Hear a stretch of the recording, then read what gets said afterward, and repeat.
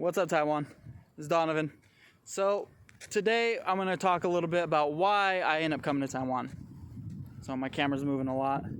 So first, in about like 2012, when I first started college, I was interested in traveling, but I've never left America at that time. And my college was in Missouri. So I was from Missouri State University. It's a small college, but very nice. And what happened was they had a program to go to China. And at the time, my family wasn't very inclined for me to go to China because it's very dangerous.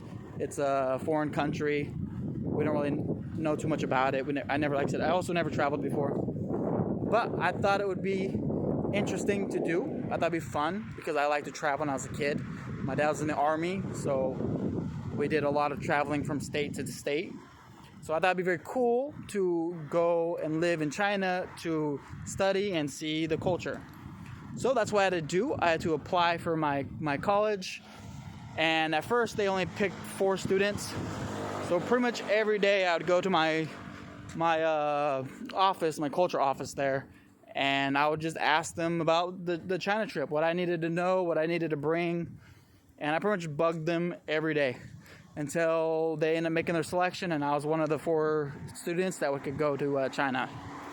So I went to China around, it was in August, I think, around 2012, in August. And like I said, I was only like 21 years old. It was super cool. We got to go to the Great Wall of China. I got to explore that. That was awesome in Beijing. Very smoggy at the time, though. It was right after, I think, the Olympics.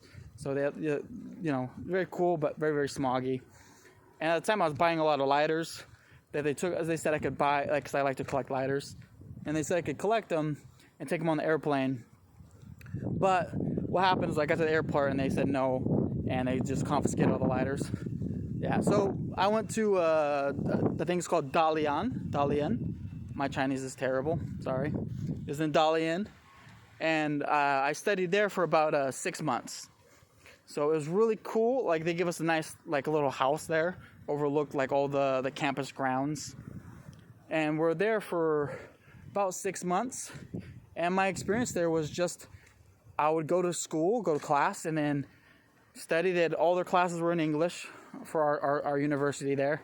And then there was like a 1 or 2 hour break that they would let us tutor. So they would pay us about 20, or I think it was like 20 RMB, 20 RMB, or 20 yuan.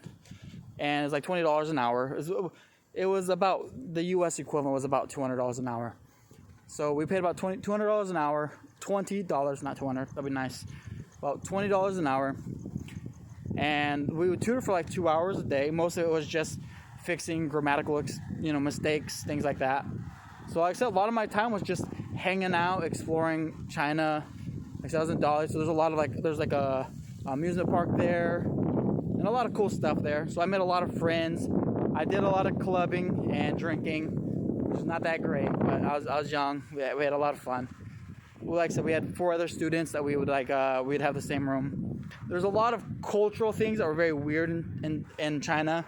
Like I said, it's a very cool place, but there's, as an American, when you're walking by, people will just stare at you, pull out their phones, and just video record you.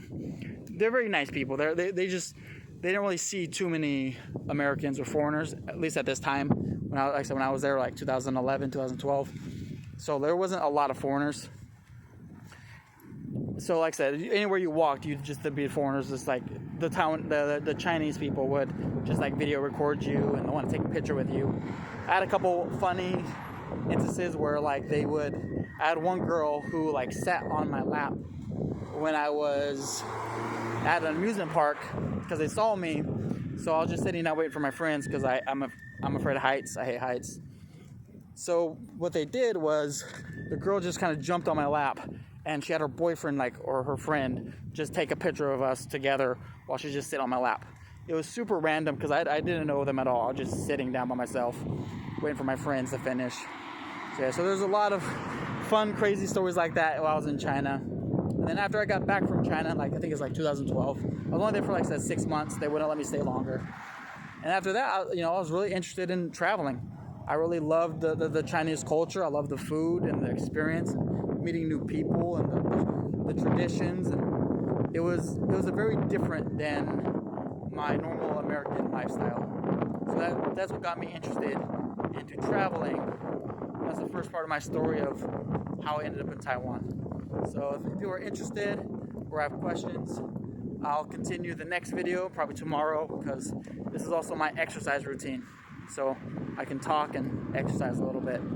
So yeah, so tomorrow I'll talk about how I went to Japan after I got back from China. All right, peace guys.